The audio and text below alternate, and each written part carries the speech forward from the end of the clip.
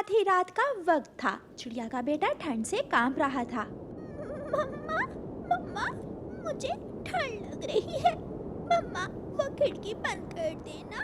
कुकू बेटा, वो खिड़की तो टूटी हुई है। मैं कल खिड़की को बंद कर दूंगी। अभी मैं वहाँ कपड़ा लगा देती हूँ। फिर मम्मा चिड़िया उठती है और अपना दुपट्टा लेकर खिड़की पर लगा देती है और खुद को तसल्ली देती है कि जैसे खिड़की बंद हो गई हो।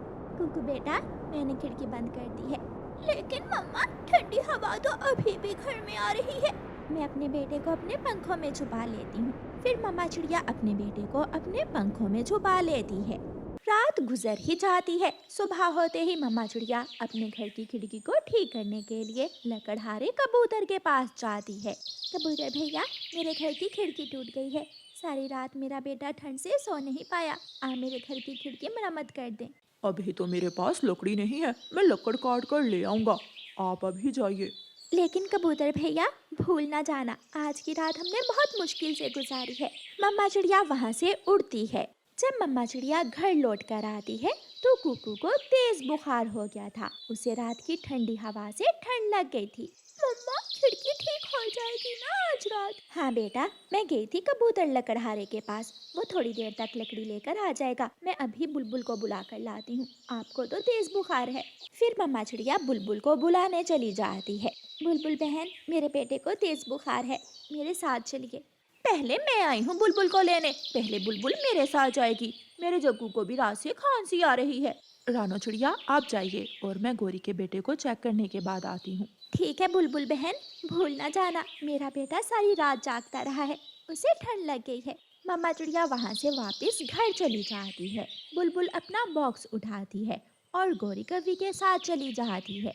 गोरी, मैंने तुम्हारे बेटे को दवा दे दी है। अब इसे ठंड से बचाना, फिर ही यह ठीक होगा। बुलबुल, चिंता ना करो, मेरे घर में दो दो हीटर हैं। ठंड तो मेरे घर को छू भी नहीं सकती। अच्छा, अब मैं चलती हूँ, मुझे चिड़िया के बेटे को भी देखना है। उस गरीब चिड़िया के पास तो दवा लेने को पैसे भी नहीं होंगे। बुलबुल, मेरी मानो तो रहने ही दो। गोरी, वो चिड़िया गरीब जरूर है मगर दिल की बुरी नहीं है, इसलिए मैं बिना पैसों के भी उसे दवा दे देती हूँ। इसे तो तेज बुखार है। रानो चिड़िया, तुम्हें अपने घर को गर्म रखने के लिए हीटर की जरूरत है। बच्चे को ठंड लग गई है। बुलबुल बहन, मैं गरीब चिड़िया हीटर कैसे खरीद सकती हूँ? चिड़िया, आपकी पड़ोसन गोरी कव्वी के पास घर में 2 हीटर हैं। आप उसे 1 हीटर ले आएं और जब आपका बेटा ठीक हो जाएगा तो वापस कर देना। मैं जाती हूँ। फिर बुलबुल चली जाती है और मम्मा चिड़िया गोरी कव्वी के घर हीटर मांगने जाती है। गोरी बहन, मुझे बुलबुल ने बताया है कि आपके पास 2 हीटर हैं। तो बताओ क्या करूँ? एक हीटर नदी में फेंक दूँ क्या? नहीं नहीं, आप एक हीटर 2-4 दिनों के लिए मुझे दे दें। मेरा बेटा ठीक हो जाएगा तो मैं वापस दे जाऊंगी। उस मोटी बुलबुल ने तुम्हें ये नहीं बताया कि मेरा जग्गू भी बीमार है, उसे भी गर्म हवा की जरूरत है। चल चलो, भाग यहाँ से, मेरे पास कोई हीटर वीटर नहीं है। अच्छा, मैंने सोचा था कि शायद एक हीटर ऐसे ही पड़ा हो। चिड़िया निराश होकर वहाँ से चली जाती है। जाते जाते रानो चिड़िया दोबारा कबूतर के पास जाती है। कबूतर भैया, मैं इंतज़ार कर करके दोबारा आई हूँ। मेरे घर की खिड़की ठीक कर दें। ठंडी हवा सारी रात सोने नहीं देती हमें। रानो चिड़िया, बहुत कोशिश की लेकिन मुझे कोई भी लकड़ी नहीं मिली। अगर लकड़ी होगी तो फिर ही मैं तुम्हारी खिड़की ठीक करने आऊंगा। तो क्या मेरी खिड़की ठीक नहीं होगी? मैं ऐसा करता हूँ कि पुरानी खिड़की को ही पक्की करके लगा देता हूँ। जब गर्मियाँ आएंगी तो खिड़की निकाल दूंगा। हाँ, ऐसे ही ठीक है। ठंड का सोचें, जब गर्मियाँ आएंगी तो देख लेंगे। फिर कबूतर रानो चिड़िया के घर जाता है। कबूतर भैया, आप खिड़की को बंद करें, जब तक मैं हीटर का कोई जुगाड़ लगा कर आती हूँ। पहाड़ों के पास चाचा छमछम होगा, उसके पास पुराने हीटर हैं। आप उसे पुराना हीटर ले आए। क्या वो हीटर चलता होगा? हाँ, पिछले दिनों मैंने भी लिया था, वो काम कर रहा है अभी। फिर मम्मा चिड़िया पुराना हीटर लेने चली जाती है। रानो चिड़िया, ये हीटर है तो पुराना मगर ये आपके घर को गर्म रखेगा। चाचा छमछम, बस किसी तरह मेरे बेटे का बुखार ठीक हो जाए। मुझे तो बुलबुल ने कहा है कि कुकू को दवा की नहीं बल्कि ठंड से बचाने की ज़रूरत है। मम्मा चिड़िया चाचा छमछम से पुराना हीटर लेकर घर वापस जाती है। मम्मा चिड़िया अभी आधे रास्ते में ही पहुंची थी कि पीछे से एक चालाक कौवा आता है, जिसका नाम बुरा कौवा था। चिड़िया, ये हीटर तुम कहाँ से लाई हो? मैं ये हीटर चाचा छमछम की दुकान से लाई हूँ। पुराना? क्या ये हीटर पुराना है? हाँ कौवे, ये हीटर पुराना है लेकिन ये काम करता है। तो फिर ये हीटर तुम मुझे दे दो। मेरी पत्नी मांग रही थी आज मुझसे हीटर। ना ना, ये हीटर तो मैं अपने बेटे के लिए लेकर जा रही हूँ। लेकिन वो कौवा आगे बढ़ता है और चिड़िया से हीटर छीन कर ले जाता है। मम्मा चिड़िया पेड़ की डाल पर बैठकर रोने लग जाती है। और फिर शाम के बाद खाली हाथ ही घर लौट जाती है। कबूतर चाचा खिड़की तो बंद कर गया था लेकिन घर की दीवारों में भी तो छेद थे। कबूतर कहाँ कहाँ से बंद करता।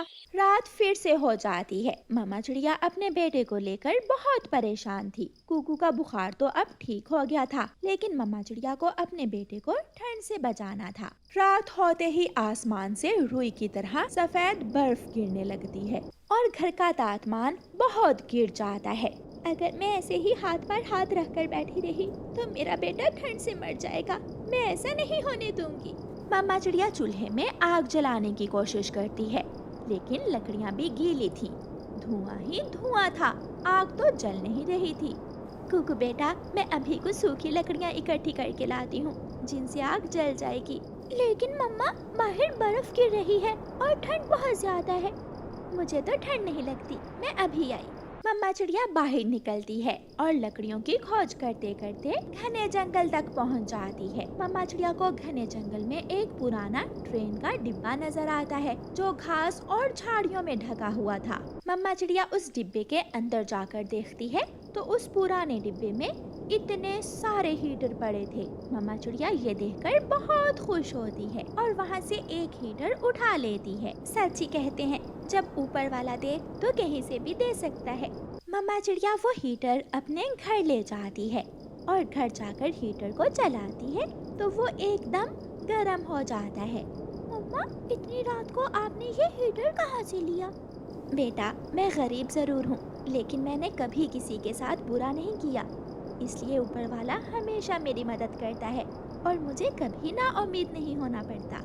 फिर मम्मा चिड़िया का घर पूरी तरह गर्म हो जाता है और कई दिनों के बाद मम्मा चिड़िया मीठी नींद सोती है। चिड़िया का बेटा कुकू खुद को बेहतर महसूस कर रहा था और वो भी अपनी मम्मा के साथ लेटा हुआ था। प्यारे दोस्तों, ठंड के इन दिनों में अपने आसपास नजर रखिए। हो सकता है किसी को आपकी ज़रूरत हो।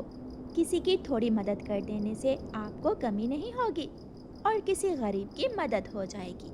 आपका धन्यवाद। जंगल में जब से बरसात का मौसम शुरू हुआ था, बारिशें तो हर रोज ही होती थीं। गोरी और कालू कौवे का बेटा, जो हर समय कोई ना कोई शरारत करता था, वो अपनी मम्मा से कहता है, मम्मा मम्मा, मुझे रेनबो देखने जाना है, प्लीज मुझे जाने देना। जग्गू बेटा, बादल बहुत गहरे हैं और हवा भी तेज है। ऐसे मौसम में घर से बाहर नहीं जाते। अपने मम्मा की ये बात सुनकर जग्गू पहले तो कुछ देर चुप रहता है और फिर अपनी मम्मा से कहता है, मम्मा, मुझे पानी पीना है, बहुत प्यास लगी है मुझे। बेटा, बारिश शुरू होने ही वाली है, आप खिड़की में बैठकर बारिश का पानी पी लेना। मगर मम्मा, मैं जल्दी आ जाऊंगा। ऐसे अपनी मम्मा से झूठ बोलकर जग्गू अपने घर से निकलता है। मैं कुकू को भी साथ ले जाता हूँ, रेनबो देखने का बहुत मजा आएगा। ऐसा सोचते हुए जग्गू चिड़िया के बेटे कुकू के घर की तरफ जाता है। वो खिड़की में जाकर बैठ जाता है। कुकू कुकू, आपको मेरी मम्मा बुला रही हैं। मम्मा कहती हैं आकर गरम गरम चाय पी जाओ। मम्मा, मुझे जग्गू बुलाने आया है, इसकी मम्मा ने मेरे लिए चाय बनाई है। कुकू की मम्मा, जो अपने घोंसले में सोई हुई थी, कुकू की आवाज सुनकर उठ जाती है। हाँ, मगर जल्दी लौट कर घर आ जाना, मौसम ठीक नहीं है, जल्द ही बारिश शुरू होने वाली है। ऐसे जग्गू कुकू को साथ लेकर वहाँ से उड़ता है। मगर जग्गू, तुम तो पहाड़ों की तरफ जा रहे हो। मैंने झूठ बोला था, हम आज रेनबो देखने जाएंगे। रेनबो का सुनकर कुकू भी खुश हो जाता है। बहुत अच्छा किया जग्गू तुमने। अगर मम्मा को सच बताते तो मम्मा कभी न मानती। बादल की गरज के साथ तेज बारिश शुरू हो जाती है। सब अपने अपने घरों में छुपे बैठे थे। पूरे जंगल में एक जग्गू और कुकू ही थे जो उड़ते हुए पहाड़ों की तरफ जा रहे थे। अपने घर की खिड़की में बैठा हुआ कबूतर जग्गू और कुकू को देखकर आवाज देता है। रुको रुको छोटे बच्चों, रुको। चाचा कबूतर, क्या बात है? हमें बहुत जल्दी है, आपने हमें क्यों रोक लिया? बच्चों, ऐसे मौसम में तुम पहाड़ों की तरफ क्यों जा रहे हो? जाओ अपने घर चले जाओ। चाचा जी, तुम बूढ़े हो और हम जवान, हम ऐसी बारिश में उड़ सकते हैं। चल कुकू, ऐसे ही समय जाया किया बूढ़े चाचा ने हमारा। नहीं जग्गू, चाचा कबूतर ठीक कह रहे हैं, हमें वापस चले जाना चाहिए। कुछ नहीं होगा, तुम चलो कुकू। वो दोनों फिर से उड़ते हैं। वो पहाड़ों पर पहुंच जाते हैं। उनकी आंखों के सामने आसमान पर बहुत ही सुंदर रंगों में बटी रेनबो थी, जिसे देखकर वो दोनों बहुत खुश हो रहे थे। रेनबो को देखकर वो ये भी भूल चुके थे कि वो अपने घरों से बहुत दूर आ गए हैं। वाह, ये मंजर कितना सुंदर है। ये सब तुम मेरी वजह से देख रहे हो। पहली बार देखा है मैंने रंगों में बटी इस रेनबो को। वो सामने ऊंचे पहाड़ों के ऊपर है ये रेनबो। चलो कुकू, हम वहाँ जाते हैं। वो दोनों रेनबो को करीब से देखने के लिए फिर से उड़ते हैं, मगर वो जैसे जैसे आगे बढ़ते हैं रेनबो उनसे दूर होती जाती है। उड़ते उड़ते वो थक जाते हैं, मगर रेनबो का फासला कम ही नहीं हो रहा था। फिर वो थककर एक बेरी के पेड़ पर बैठ जाते हैं। थक गया, मैं बहुत थक गया हूँ और आगे नहीं जा सकता मैं। फिर वो दोनों वहाँ बैठकर रेनबो को देखते हैं। आसमान पर बादल थे, सूरज का पता ही नहीं चलता कि कब गरूब हो जाता है और अचानक अंधेरा भरने लगता है। जग्गू कौवे की मम्मा गौरी अपने बेटे को लेकर बहुत चिंतित थी। कालू, उठो, जाओ और जग्गू को देखो, वो अभी तक घर लौट कर नहीं आया। बहुत तेज बारिश है, ऐसे मौसम में मेरा जग्गू न जाने किस हाल में होगा।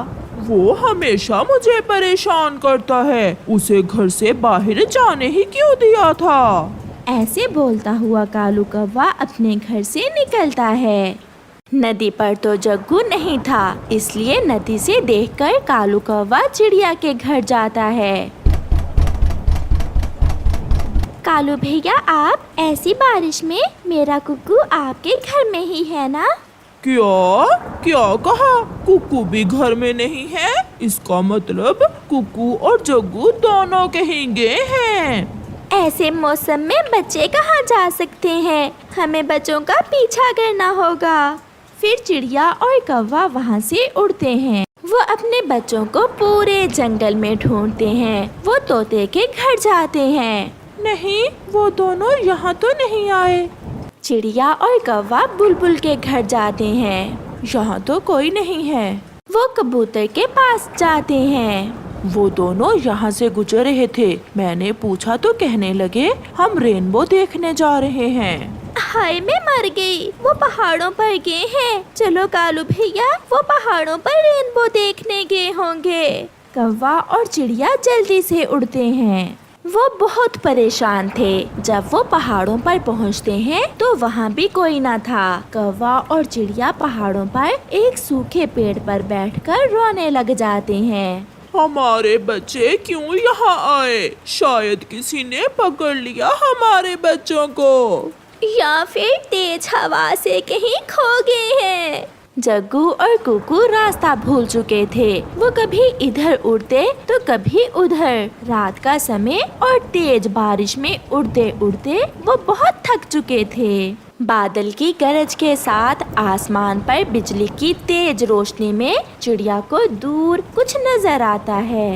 कौवे भैया, चलो मेरे साथ चलो, वहाँ उस तरफ। चिड़िया और कौवा तेजी से उड़ते हैं। सामने बेरी के पेड़ पर बैठे जग्गू और कुकू रो रहे थे। जब चिड़िया और कौवा उनके पास पहुंच जाते हैं, जग्गू अपने पापा और कुकू अपनी मम्मा के गले लग जाता है। बच्चों, बहुत रुलाया आपने हमें, बहुत परेशान किया आपने हमें। ऐसे भी कोई अपने मम्मा पापा को तंग करता है? कुकू और जग्गू के पास कोई जवाब ना थे, वो बस रोए जा रहे थे। फिर वो सब वहाँ से घर वापस होते हैं। जग्गू और कुकू को सीख मिल चुकी थी और वो अपने किए पर बहुत शर्मिंदा थे। प्यारे दोस्तों, इस कहानी से हमें सीख मिलती है कि हमें हमेशा अपने बड़ों का कहना मानना चाहिए और बिना बताए घर से बाहर नहीं जाना चाहिए।